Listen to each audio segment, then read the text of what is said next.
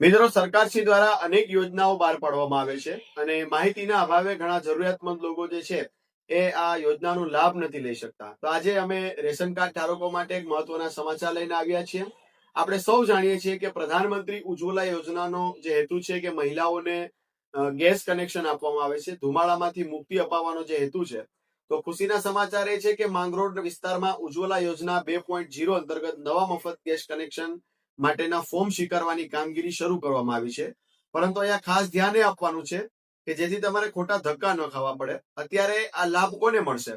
તો સરકારી નિયમો મુજબ હાલમાં જે લોકો પાસે બીપીએલ નું રેશન કાર્ડ છે અથવા બીપીએલ અંત્યોદય કાર્ડ છે એમને આ યોજનાનો લાભ આપવામાં આવી રહ્યો છે. એટલે કે જે પરિવાર ગરીબી રેખાની જે જીવે છે અને જેમના સુધી હજી ગેસ કનેક્શન નથી, તો તેઓ આ અરજી કરી શકે છે.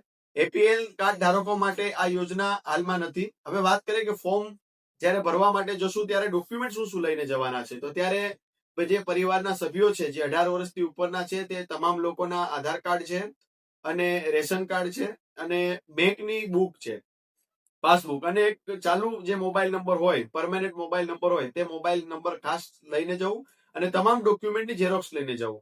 બીજી ખાસ મહત્વની બાબત એ છે કે જ્યારે ફોર્મ ભરવા માટે જાઓ ત્યારે સરકારના નિયમો મુજબ આ ફોર્મનું વેરિફિકેશન થશે ને ત્યારબાદ જ ફોર્મ. ઘણા લોકો એવું સમજે છે કે જ્યારે ફોર્મ ભરાઈ જાય તો મંજૂર જ થઈ જાય, પણ એવું નથી હોતું.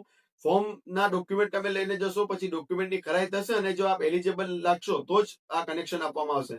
તો મિત્રો, મારી તમને અપીલ છે કે તમારી આસપાસ કે સગા સંબંધીઓમાં કોઈ એવું ગરીબ પરિવાર હોય કે જેમની પાસે બીપીએલ કાર્ડ અથવા બીપીએલ અંત્યોદય કાર્ડ હોય, રેશન કાર્ડ, તો તેમના સુધી આ માહિતી પહોંચાડો જેથી કરીને તમામ લોકો આ યોજનાનો લાભ લઈ શકે. આ વિડીયો જે છે એ તમામ લોકો સાથે શેર કરો અને લોકો સુધી આ યોજનાનો લાભ પહોંચાડો તેવી મારી વિનંતી છે.